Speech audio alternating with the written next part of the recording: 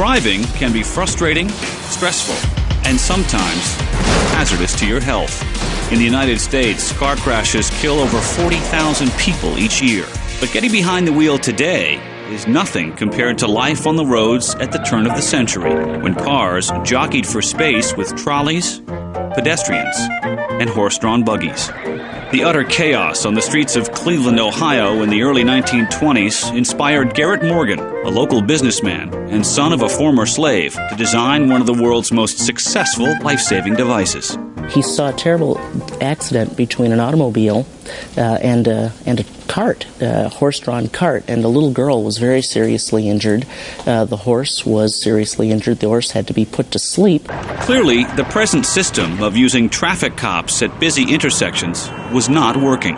They had little signs that they were flipping saying stop and go, blowing whistles and holding out their arms, and they were always getting sideswiped or hit. Morgn realized a device to control the traffic was needed. He had already successfully patented one life-saving device, the gas mask, which was put to use in World War I. So he put his mind to work, and on November 20th, 1923, he was granted a patent for the country's first traffic signal. His semaphore signal was manually operated, with moving arms to indicate stop, go, and caution. In this position, oncoming traffic is required to stop, and cross traffic is allowed to go. To change the flow of traffic, just rotate the signal.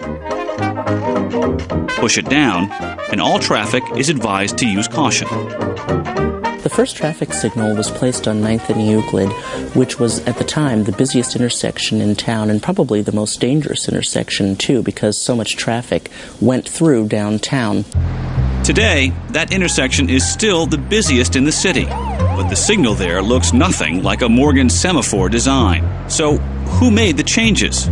General Electric, realizing that traffic signals could be a real moneymaker, bought Morgan's patent for $40,000. But instead of using his movable arms design, they switched to colored lights, red for stop and green for go. The railroads had been using these colors at crossings since the 1840s. So General Electric decided to copy.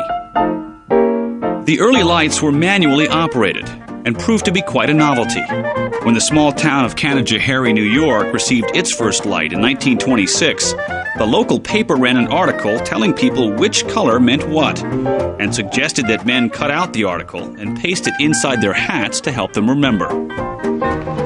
Over the years, the lights became automated and soon spread across the globe. Don't forget, anywhere you go in the world, if you're in Cairo, if you're in Zimbabwe, England, no matter where you are in the world, there's a traffic signal, a red, yellow, and green signal waiting for you.